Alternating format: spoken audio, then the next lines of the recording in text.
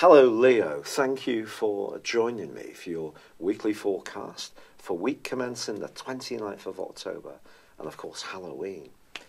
This week begins quite dramatically in a way.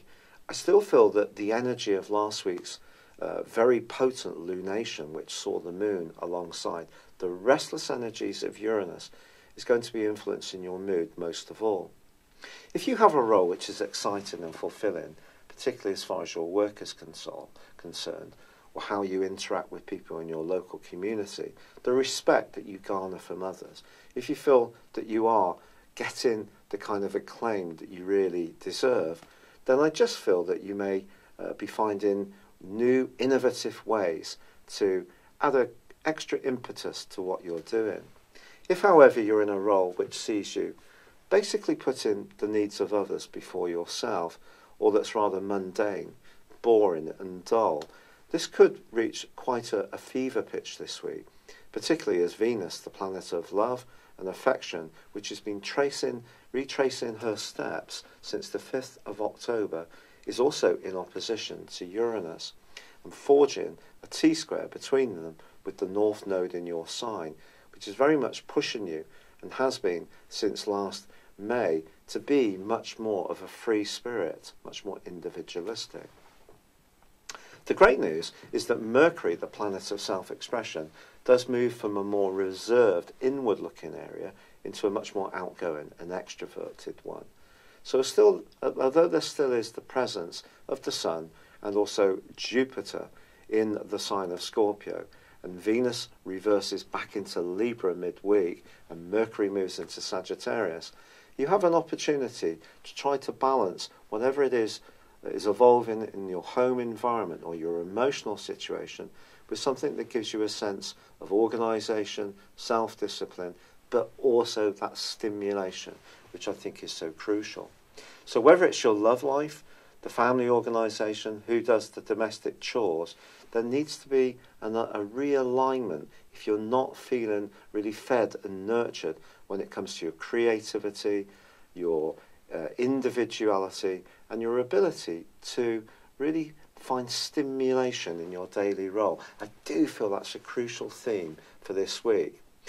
I do also hope you have a wonderful Halloween, a day which falls every year on the 31st.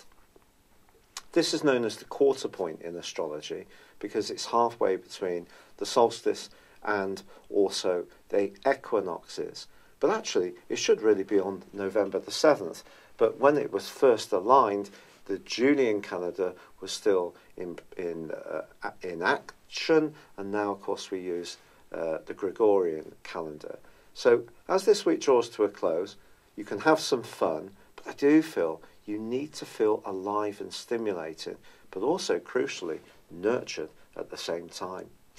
It's been a real pleasure being with you. I'd love it if you would like or comment on this video. If you've yet to do so, please do subscribe to this channel. Thank you. Hello Leo, thank you for joining me for your monthly forecast for October for the Sun or the Ascendant. Your everyday communications and thinking are very much in the astral spotlight this month, particularly in the first 9 days, when Mercury, the planet which controls this activity anyway, is in a prime location for you to really sparkle when it comes to demonstrating to people just how quick-witted you are, how much you can engage with ideas, express talents and flair of your own. And most of all, there's a kind of pace and energy to proceedings, which is going to be really fun to be part of. Now, there is going to be a very, very important new moon in this sector on the 9th. But if we wind back to the 2nd of the month, there is a quarter moon. And this occurs in the part of your scope known as the 12th house, which is very much to do with reflection, the more psychological side of life. That angles to the Sun in the 3rd, so we have a 12th, 3rd house axis. I think it's possible across the following week that you may find yourself questioning some of your ideas or some of your belief systems, or some gossip can be doing the rounds. If someone does tell you something in confidence, it's probably best to keep it close to your chest. But equally, just be aware that other people can be talking about some of your situation and not necessarily in the most informed way. Now, the big news, the astral news this month, that's coming out through the YouTube airways particularly, is going to be about Venus going into a retrograde on the 5th. Now, that's going to go on in the sign of Scorpio through to the end of this month and through to the middle of next month, November, in the sign of Libra, because, of course, it's inverting, therefore goes back one sign in November. So what does it mean for you, this Venus retrograde? Venus retrograde in some ways is a bit like Mercury retrograde, but just in a different way. Venus is about relating, of course. It's about love. It's also about our taste. It's about aesthetical beauty. So very often Venus rules our environment in some way. If you're someone who has particular pride in the way you keep your home, you like it to have a certain style, then Venus is probably quite prominent in your natal horoscope. In this part of a Leo's horoscope, I think there can be some rethinking around your home situation.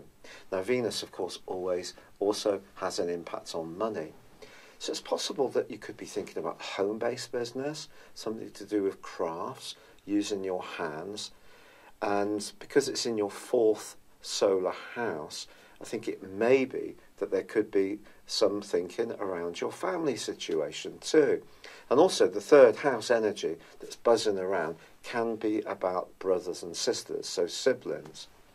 Now, Venus in the 4th house can also, of course, be about loving, because Venus is about relating, but it's the more feminine side of relating, and you may find yourself thinking that through again, especially if you're yearning for a more nurturing type of a lifestyle or intimate tie that you're already involved in. So if there is an opportunity to do more for a partner, if you have one, then certainly thinking about their needs and trying to meet them can be a good thing to do with Venus tracking backwards. But generally, it just gives us all much more food for thought.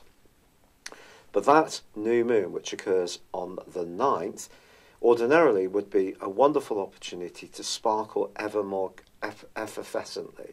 You are one of the most charismatic of all the zodiac signs. But this particular new moon does have 2 very big influences on it. The first concerns Pluto. Since 2008, Pluto has been shaking up the way you think about your life organisation and also about your work and potentially about anything to do with health, fitness, diet and exercise, stuff like that. Now that's squaring up to this particular new moon. So your thinking around those areas could become a bit stressful in the following week. But also this new moon forges an obtuse link to Neptune. So anything to do with very close alliances and your thoughts can also come under the astral microscope. So along with Venus tracking backwards, I think there is the potential for a little bit of tension, and especially if you're trying to get a lot done, you're trying to be very quick, trying to be as busy as possible. Certainly the new moon, squaring up with Pluto can create a situation where maybe you're trying to force the pace a little bit. Try to slow things down. Try to have virtuous aims, which obviously Saturn and Pluto are asking you to have, but not in such a way that it makes things very brittle and you become rather tense about things. Now, Mercury is going to be moving on the 10th, moving into Scorpio, joining up with Venus, and of course, we already have Jupiter here too. And Jupiter has been gifting you with some potential good fortune over the last year as it's been making its way through this sector. But at the end of the day, Jupiter is about growth. So if you've moved, upgraded, there's been some ins and outs in terms of who lives where you live, then that really wouldn't be a surprise. But I think Mercury moving into the 4th house can actually inhibit us a little bit in terms of our emotional communication. The tendency here is to let thoughts go around our mind rather than say exactly how we feel. There's also a quarter moon on the 16th in Capricorn, which is going to be emphasising that potential for tension and brittleness. So again, try to relax as much as possible. The great news, however, this month is that Mars in your opposite sign, which may have made you a bit feistier in your interactions with others, even a bit more competitive since the second week of May, that's no longer clashing with Uranus as it was from then through to the end of last month, the end of September. We can all let out a sigh of relief about that, but Venus is actually squaring with Mars in the first 2 weeks of this month. This again points towards if there's some kind of disharmony or lack of unity around some kind of close relationship, it may show itself. So I think all of this will be giving you a lot of food for thought, particularly once the Sun moves into Scorpio on the 23rd. Then you may find it's better to just create a few more moments of solitude, of silence, of quiet meditation. You may want to just gather your thoughts, keep people a little more of a distance. But the retreat in Venus then connects with the Sun. When Venus and the Sun go together, it can be said sometimes that Venus can almost be diminuted. I actually feel it will reinforce the vibe of Venus. So across those few days, don't be surprised if you do want to improve some aspect of your home by splashing out on something that would make it more comfortable, or some kind of item which is just purely from a more artistic or creative viewpoint, just going to add pleasure to your existence. But we also reach a critical point here, because Uranus may not be squaring up with Mars anymore, but it is going to be opposite Venus and also the Sun. This is very, very intense stuff. If there is something about your home life that's being interrupted by the demands of work, or work itself just seems unpredictable, or someone you interact with seems to be making demands on you, and being more outspoken and not necessarily understanding how sensitive you can be at times, if also really quite surprisingly private about your personal feelings, this could create a lot of tension at this point. Not least because at this point also the reversing or inverting North Node in your sign, which arrived on the 10th of May 2017 and will be with you until the 7th of November 2018, well, that moves to come into the opposition between Uranus, Venus and the Sun, creating a grand fixed cross. Now this may all sound a bit complex, but essentially the North Node in your sign, the dragon's head, is like a mini Jupiterian influence. And since that May the 10th of last year, it's given you extra encouragement to be more creative and to invest more in your individual talents. That's a very good thing. But this is going to be inverting back into your 12th solar house in November, which is going to see you much more reflective, much more connected to the more emotional side of your nature. And I think this particular Grand Cross can see you reach a bit of a point in your whole existence, really, which makes you think about whether you're on the right track or not, perhaps around work, perhaps around home, perhaps around intimate relationships, because the South Node is in your sector of relating, and of course stormy Mars is still there. However, there is also a very potent, an extraordinarily potent full moon, which occurs on the 26th, because this is going to be conjunct Uranus.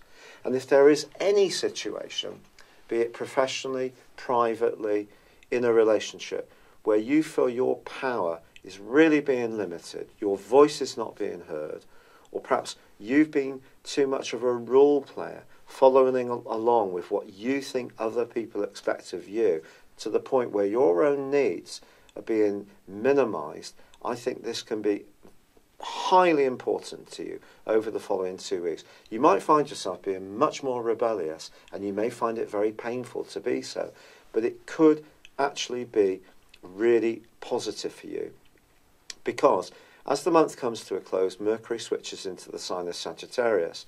Although it is in detriment in Sagittarius technically, for you this is good. You're suddenly going to regain your voice, regain your sense of humour, and potentially start to come out of the rather crab-like state that you've gone into in the last week or so of the month, when you may feel particularly tender, particularly wounded by some people's attitudes or desire to be freer around you, to break down something that for you has been set in stone, some kind of rhythm or regularity, has to change, Leo, whether it's coming from you or coming from others. Staying exactly as you are is probably not an option.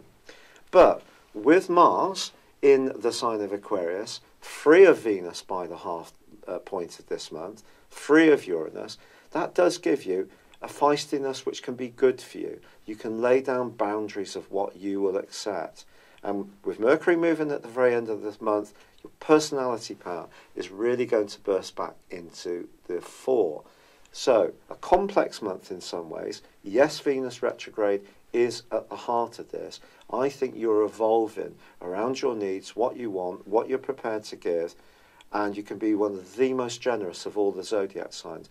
But it has to work for you too. It can't be all give and no get, but equally, don't try too hard to please everyone this month. It is important to please ourselves too. It's been a real pleasure with you. Thank you so much for the lovely comments people keep sending in about my rheumatoid arthritis, which has been incredibly painful. And I've lost a lot of weight.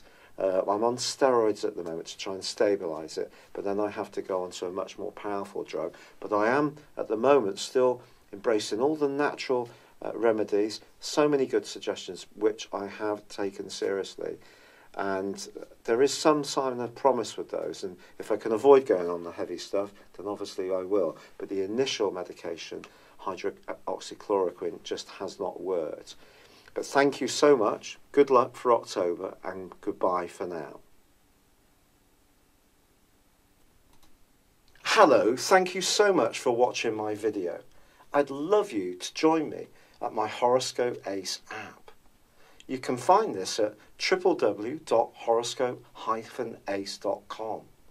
You can use it through Android, iOS, Apple, or Facebook. Check out your ascendant or your moon sign, or download your free birth chart.